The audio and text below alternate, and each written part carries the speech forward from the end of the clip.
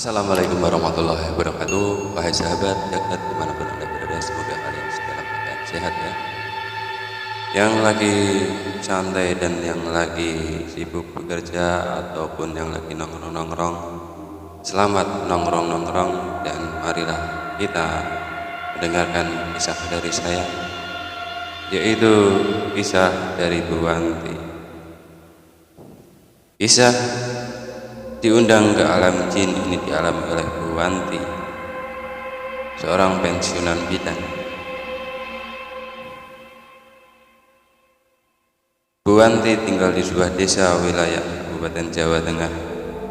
Dia diundang ke alam jin untuk menolong jin wanita yang akan melahirkan. Saat itu Bu Wanti ditemani suaminya Sumarno. Dia dan suaminya kala itu sama sekali tidak menyangka bahwa mereka berada di alam lain, dan inilah kisahnya selengkapnya.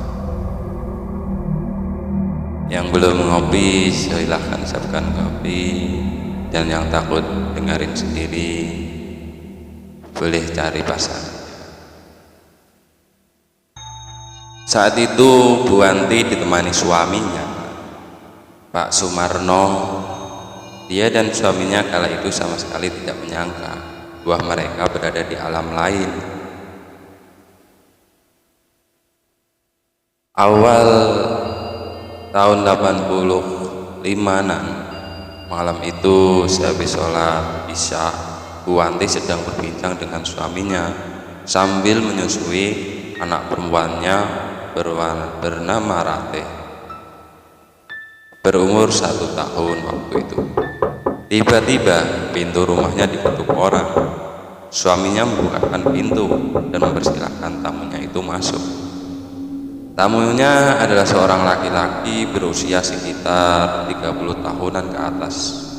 Berpakaian sangat rapi, dia memakai kemeja batik berwarna biru dan bercelana hitam. Ada sedikit keanehan dari tamu itu. Telinga kanan tamunya itu memakai anting-anting emas. Tentu saja Bu Wanti pada tahun 80-an waktu itu rasanya sangat janggal melihat laki-laki memakai anting emas cuma sebelah bola. Tamu itu memperkenalkan diri, namanya adalah Warto.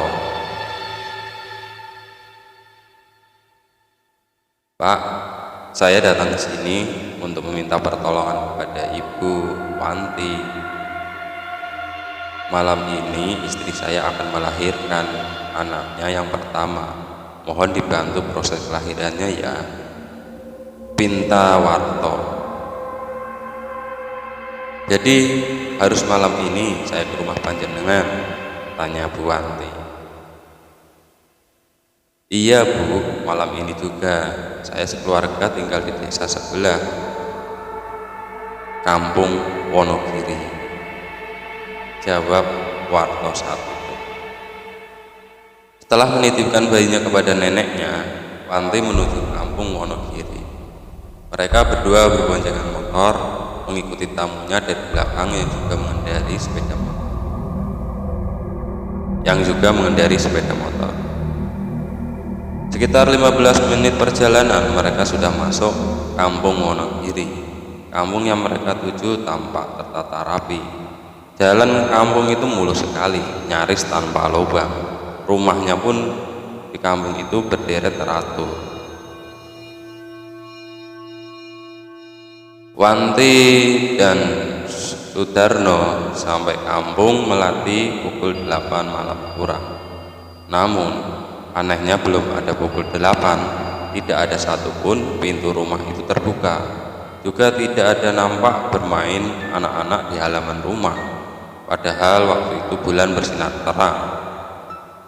Pada zaman itu sangat lumrah anak-anak bermain di luar rumah sampai malam. Ketika rembulan bersinar terang, orang dewasa juga di luar rumah ngobrol, nongkrong, minum kopi atau lain sehabisnya. Namun malam itu Kampung Wonogiri itu begitu sunyi senyap. Wanti dan suaminya dibawa ke sebuah rumah joglo dengan halaman yang sangat luas. Sepasang pintu dengan tinggi lebih dari 2 meter menyambut mereka. "Silahkan masuk, Pak dan Bu." Warto mempersilahkan kedua tamunya. Kepada Bu Wanti, "Saya persilahkan langsung ke kamar istri saya.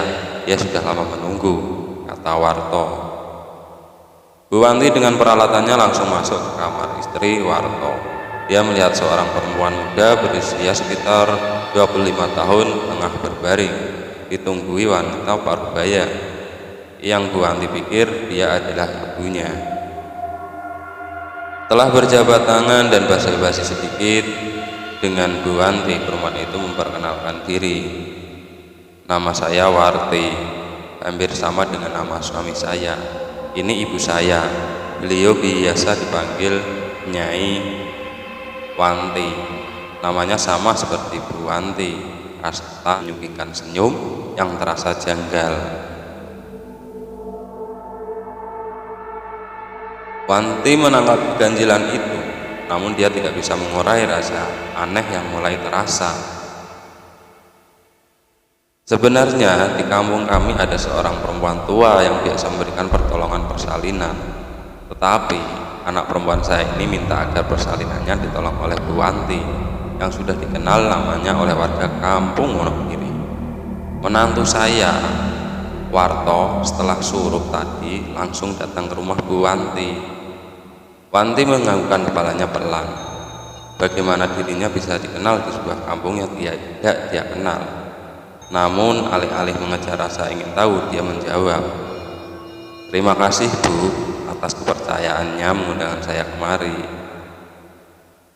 Wanti menjawab sembari melirik kaki Nyai Wanti yang duduk selonjor di atas pembaringan anaknya. Hati Wanti tercekat. Dia kaget bukan kepalang. Dia melihat kaki kanan Nyai Wanti ternyata memakai binggel atau gelang kaki terbuat dari perak. Warti juga sama, memakai binggel dari material serupa. Pemandangan seperti itu tidak bakal ditemuinya di desanya. Melihat tamunya memandangi kaki kanannya walau sekilas, Nyai Wanti cukup tanggap. Dia berkata, "Di kampung kami semua wanita memakai binggel, juga pria yang sudah beristri wajib memakai anting emas di telinga kanannya. Untuk pria lajang wajib memakai anting perak. Ini merupakan ciri khas warga kampung Wonogiri.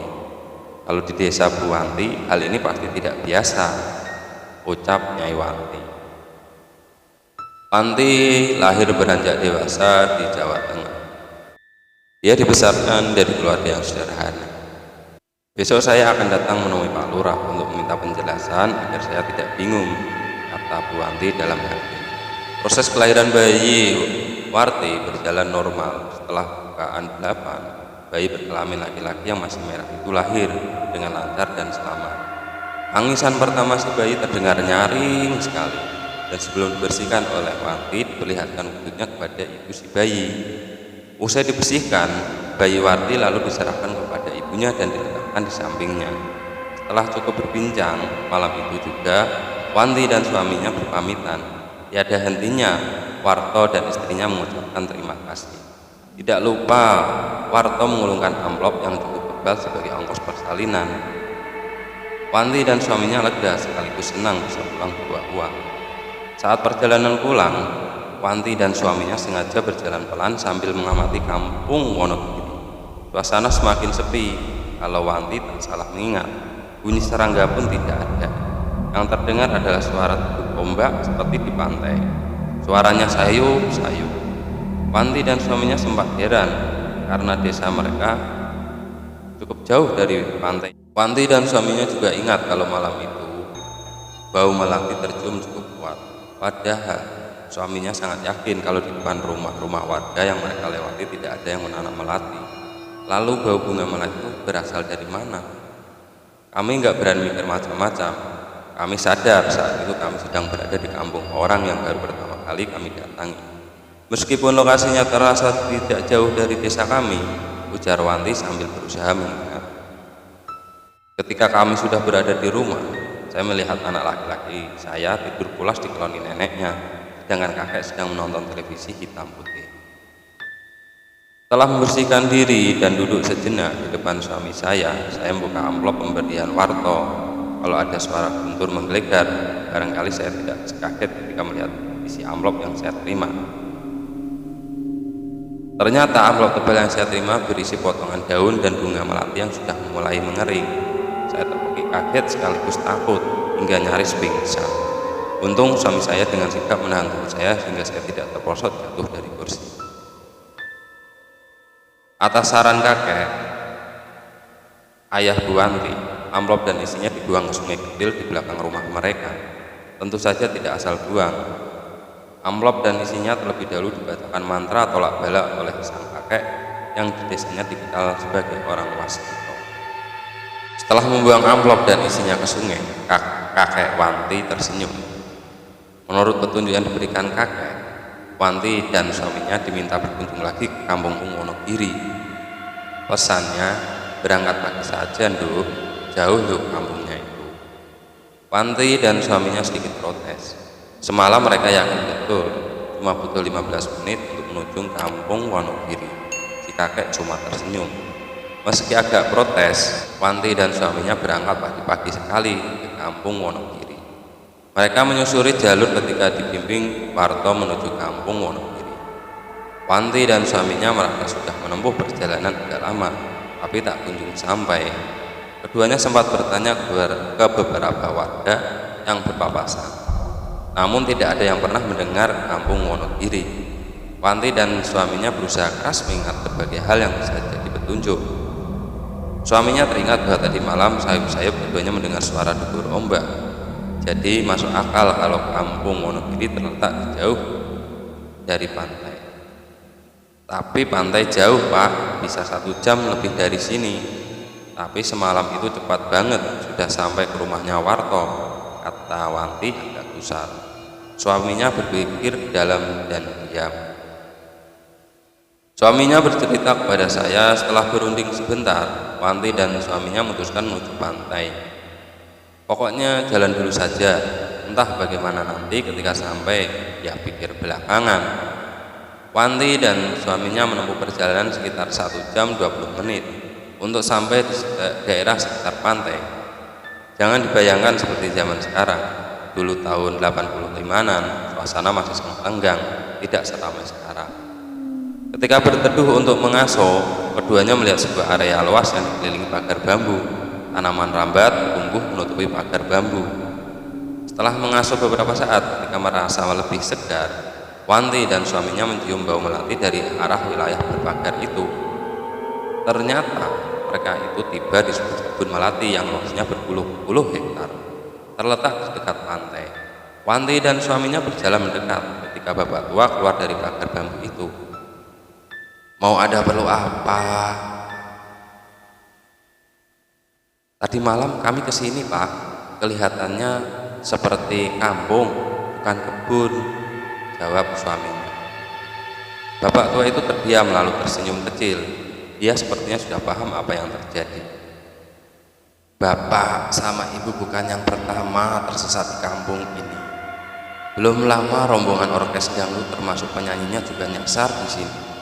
Mereka bercerita diundang oleh salah satu warga kampung Wonogiri yang lagi hajatan. Ketika selesai, kampung yang mereka datangi berubah menjadi kebun melati ini. Nah, ketahuilah, anak mas berdua tadi malam tersesat di kampung jin, terang bapak tua itu. Perjalanan kami semalam kalau tidak keliru hitung hanya 15 menit Pak, ujar suaminya. Kalau sekarang, tanya bapak tua itu. 1 jam lebih Pak, baru sampai di sini, jawab suaminya. Ya sudah, kalau namanya diundang ke kampung ini, memang tidak ada yang wajar Pak. Lebih baik bapak dan ibu pulang saja.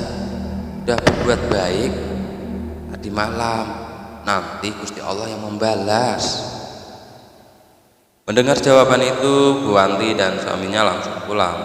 Belum jauh, Wanti tiba-tiba berteriak kecil dan memaksa suaminya balik ke kebun melati tadi. Kenapa Bu? Kita tidak pernah menceritakan keperluan kita di kampung itu ke bapak tua tadi. Tapi kenapa dia tahu kita sudah berbuat baik? Suaminya yang baru sadar segera balik arah menuju kebun itu.